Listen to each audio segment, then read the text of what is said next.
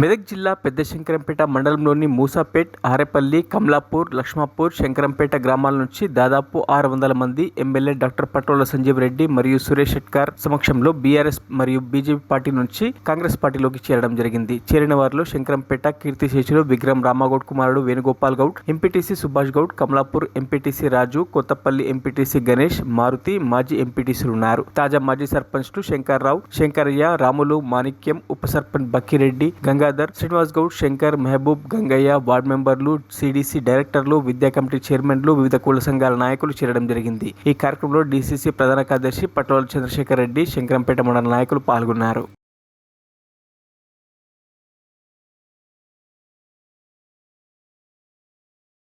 మరిన్ని అప్డేట్స్ కోసం మా ఛానల్ని సబ్స్క్రైబ్ చేయండి.